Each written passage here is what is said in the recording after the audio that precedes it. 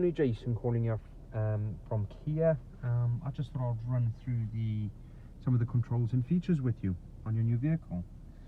Again, apologies for not being able to come through to do the handover myself, as my girlfriend surprised me with booking the day off herself and planning a day's outing. But anyways, there we go. So on the handbrake element part of it, obviously if you do push this button up and down, for it to work, your foot would need to be on the brake. Obviously, as you may have picked up, if it's not on the brake, that doesn't do anything. Now, on your normal car handbrake, obviously if you're putting the handbrake downwards, you'll be turning the handbrake off, and if you're pulling the handbrake up, you'll be applying the handbrake on. So same with this, if you push it down, you're turning the handbrake off, and then if you lift the handbrake up, you're putting the handbrake on. Obviously you do have an auto hold feature here, where if you push it, it will pop up in the screen over there if you see it flashing. It's only flashing because I'm tapping the button. Anyways, what that does is, obviously if you stop at a traffic light or at a I don't know, in traffic, you put the car into neutral, that then would go green. So if I show you here, if I just quickly put it on, if you see now it's green, I can then put it into neutral, take all my feet off the pedals, and what would happen is the car won't roll anywhere, it will hold there. All you would then do is obviously put your foot on the clutch, put it into first gear, it's still green, but then if I try and pull off, it releases. So this just means if you want a bit of a hill or an incline, you don't roll anywhere. And then again, when I stop, it comes back on green, and then it just holds you for me. So that's how the two handbrake systems works. One thing I do need to mention is, every time you turn the car off, okay, I just try to trick the car like I'm going somewhere, I come back in the car, jump back in. If I start the car now,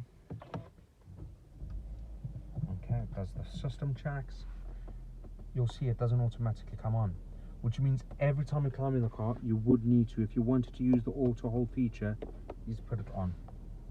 Okay, then that's nice and easy. Obviously down here we've got two 12-volt sockets and one USB socket in the middle. Now I can't remember if you've got an Android Auto or a Apple phone, but this is where you would be able to plug your phone in there to charge it. If it is a smartphone and you do have an Apple, you'll plug it in there. It will then mirror link some of your applications onto the screen, nice and easy. The first time you do it, you would need to, once plugging it in, unlock your iPhone and click allow. You only need to do that once. Then if you've got an Android, you would need to download an app called Android Auto, and yeah, you would then need to use that. Android Auto app does look like the symbol over here, and then obviously that's the Apple CarPlay, depending on which one you've got. Obviously again, if you did want me to run through with that in more detail with you, I'll be more than happy to. What then that does is, it will then connect the car to the internet as well. You've got a little button over here where if you push that, it will then connect to Google or to Siri, depending on which device you got, and then you would be able to obviously ask the car to direct you to a point. You could ask it to call somebody, you could ask it to play a certain artist or a certain album in terms of the music, and all play it. And then yeah, obviously if you just got trivia questions you wanted to know, you could obviously ask them that. So yeah, it is quite funky. You obviously got your heated seats, driver, passenger. You also on the Sportage have heated seats at the back on the two outer seats. Now the way that works is, where the button would be to open and close their window, there would be a button just behind that where you push, that will be for the heated seats. It does have that same symbol on there, the heated seats symbol, so it is fairly easy to work out. Then obviously we've got over here dual climate control. So the way that works is, I can adjust the passenger side a temperature and the driver side a different temperature. This is where your dual control comes in. So you've got different temperatures each side. However, if I wanted to maintain one temperature in the car, I'll need to sync it. So it'll automatically jump up to whatever the driver sets it on. If I push auto, this is now climatizing that temperature in the car. Then if I turn the driver side, you'll see they're both just driver and passenger sides at the same temperature. Okay, which is quite handy. You can obviously manually adjust your fan speed, where you want it to blow, if you want the aircon on and off, or if you want the whole system off. So that's again fairly easy. Yeah, I normally just put it on the same temperature, have it synchronized, and just let it automatically adjust temperature inside the car. Coming further up here, this is your short keys, or shortcut keys should I say. So if you wanted to jump to navigation, you just push nav. If you wanted to jump to the map, you can, or the radio, etc. Now, if we were on the home screen, this is what it comes up like. Now you can adjust.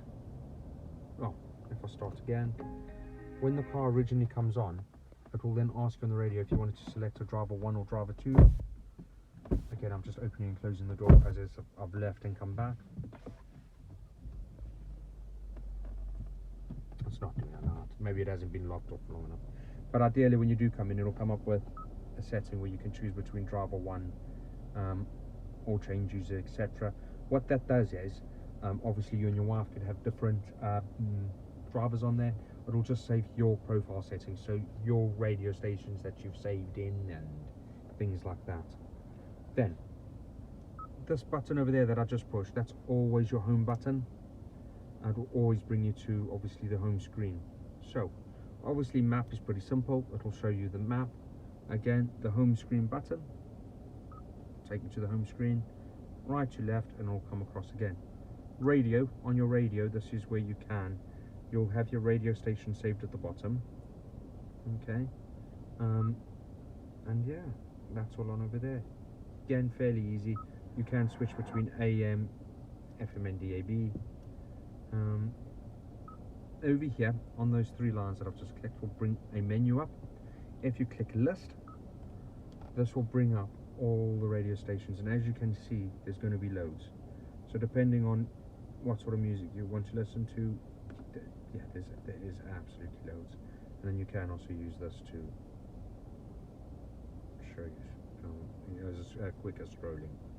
But yeah, depending on what you wanted to listen to, you can then just, so let's say for argument's sake, let's say I want to listen to Hard Dance. This will come up at the bottom over here. I can see there's a space over here where if I select and if I select that star, as you can see, it takes up one of the points I've saved in. So yeah, you've got quite a few options of how many radio stations you can save to. Once it's saved over there, if you're on your steering wheel and you flick through the radio stations, it flicks through your favorites only. So it won't go through that whole list, just the ones that you've saved. The reasons why it's changing because I am flicking the button up and down. So yeah, that's pretty simple. So again, we click the home button, brings this up. Oh, a very interesting app, a feature on the radio, Sounds of Nature. So if you click that, you're going to have background sounds of, well, there we go, ocean waves, rainy day, like if you're sitting in a cafe, if you wanted that bit of noise around, a fireplace. So yeah, don't really know the purpose of those things, but yeah, the car's got it on. Yeah, bit bizarre. You did mention Uvo. Obviously Uvo is an app you can download, and obviously you connect that with your vehicle. So you go on here, you Uvo settings, activate your Uvo. It will come up with terms and conditions eventually once it's loading. Terms and conditions, you agree to them. Luckily this car hasn't, person user's car hasn't activated it, and that comes up. You'll then click next, and then activate your Uvo. Perfect, it's now activated. Okay, and there we go, it's done. So then obviously now on your phone you can obviously download that Uvo app. It looks like that symbol, and then obviously you link it up. And what that does then is it gives you, obviously it might not work straight away. Well, it does, sometimes it doesn't work straight away, but then we'll give you the weather. So obviously in the next 3 hours, 6 hours from now, if you wanted to, you can say forecast. It'll bring up obviously Friday, Saturday, the rest of the days, etc. Which is quite handy if you wanted to see the weather. Whoop, you can go back there, UVO, and yeah, so that's quite cool. If you haven't activated that, I would highly recommend activating it. It doesn't take long. As you see, I've just done it fairly quick. Let's see what else is interesting on your map. Kia Live, perfect. Radio we've gone through. Navigation we've sort of gone through. Voice memos, notice, yeah.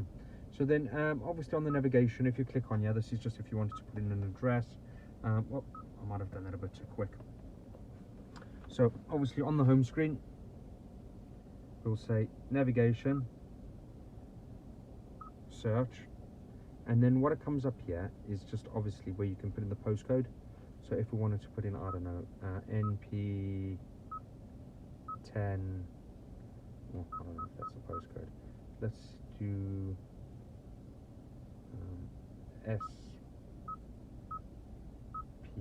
SP11 6RS. Just made up a little postcode there. If I say OK, we'll then search. Perfect, yellow close. I click on it and I'll bring it up.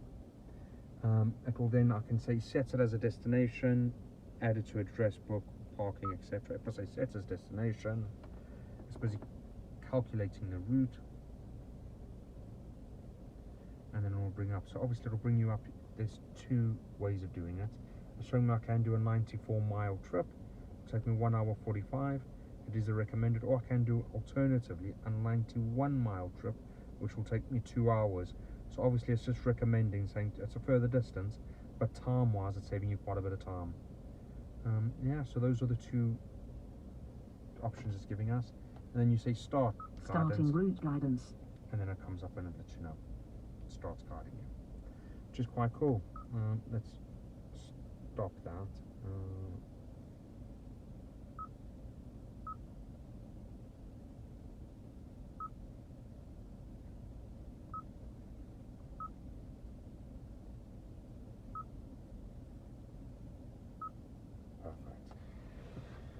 Yeah, and then again you got the home button over there. You just always click that. Oh, it's still directing me. How do I stop this now? Stop guidance. There we go. There we go. So that's how that works.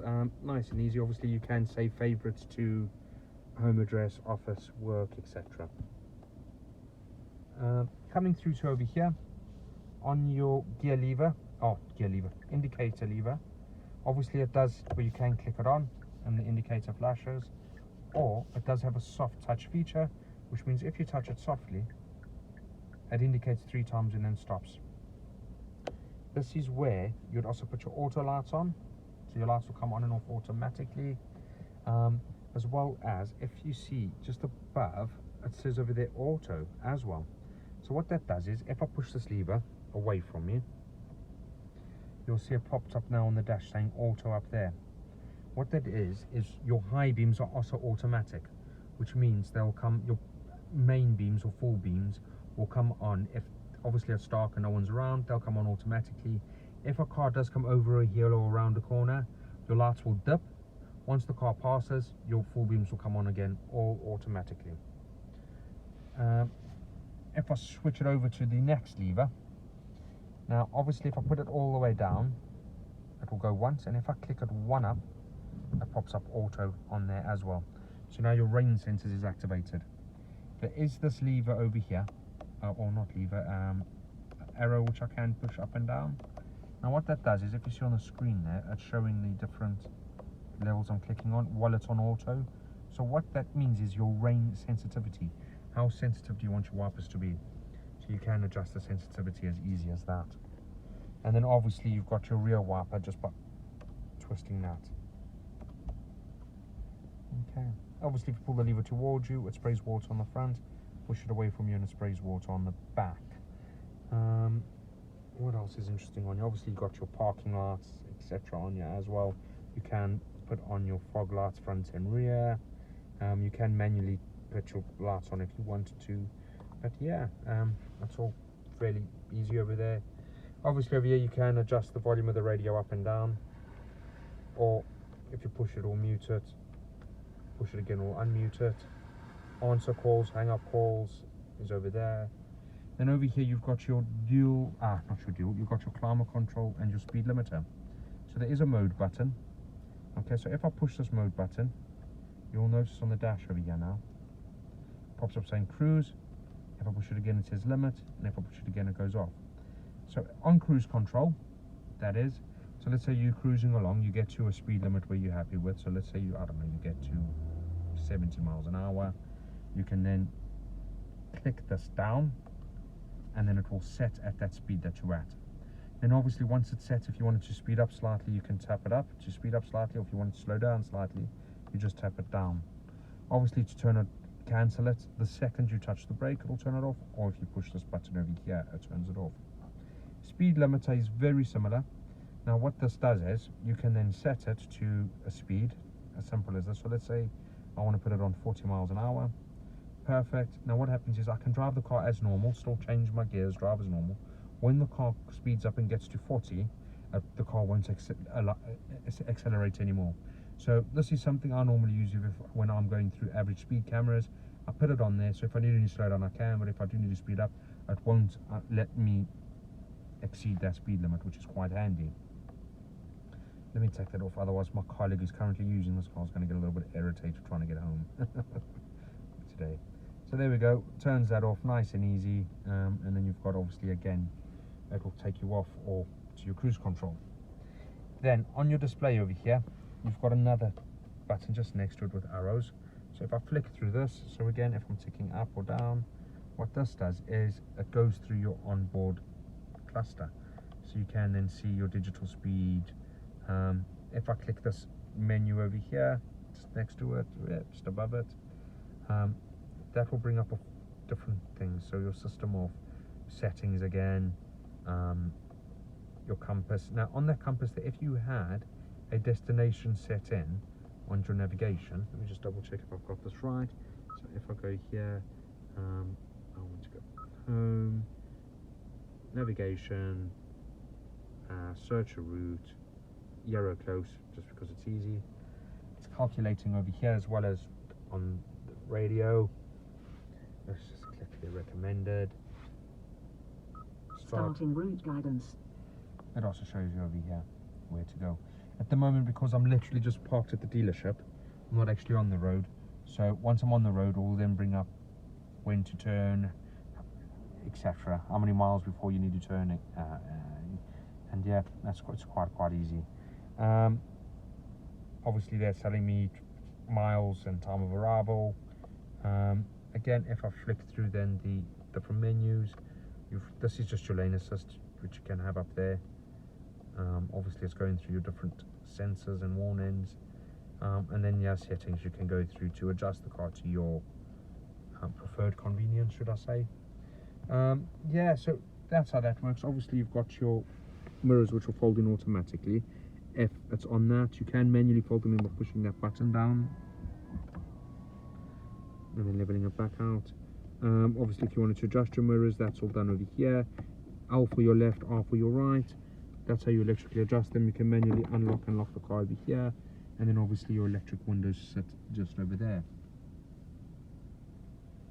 Yeah, obviously if there is anything I have missed, if you just let me know, when I'm just let me know. What I can do is take another video clip for you, and yeah, just run through anything I may have missed, which obviously I don't mind doing. Coming further up, obviously you do have a button on here. What this button is for, this is just if you wanted to turn off your automatic dipping rearview mirror. So what happens is, obviously at night time, if there's a car behind you with bright lights on, it normally reflects into your eyes quite bright. You can dip it. This will dim automatically, so it's not blinding you, but you can turn that on and off if you want to.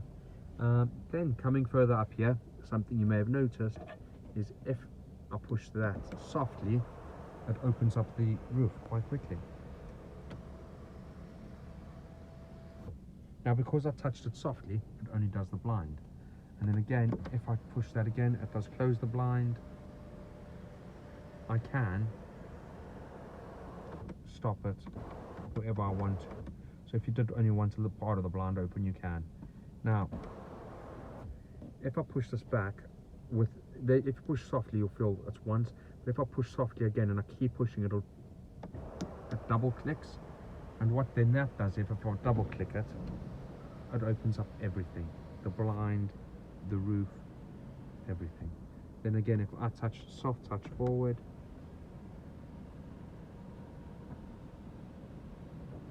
it closes just the roof. If I did, again, sunroof you can also adjust if you wanted to stop it. If I do then double click it forward, I can close the roof as well as your visor. So yeah, nice and easy to get used to, that over there. But apart from that, I think I've ran through everything. And then oh, just over here, obviously you can turn off your lane assist and turn it on over there, and your blind spot detection you can turn on and off over there. Obviously your blind spots is in your mirror. If I tap it again, you'll see it flashes amber. Yep, there we go. And this happens in driver and passenger. And this is just putting if there's someone in your blind spot, it comes up amber on your mirror. Obviously your lane assist you can turn on and off. That pops up over there. And what lane assist does is when you're doing 40 miles or more, that pops up green. And what that means is your lasers and your sensors behind your rearview mirror over here in this box have now picked up the road markings. And what they do is if you start drifting out of a lane, it will then pull you back in nice and easily. Yeah, reason why you can turn that one on and off is sometimes when you're on country lanes and that, because there aren't really always road markings out there, sometimes the steering wheel is permanently having a little bit of resistance on it, where you can just turn that all off if you wanted, and then turn it back on when you're on a dual carriageway or motorway. Yeah, otherwise I hope I have run through everything. Yeah, if I have missed anything, like I said, please do not hesitate to obviously call in and I'll get that sorted for you. Thanks. Bye.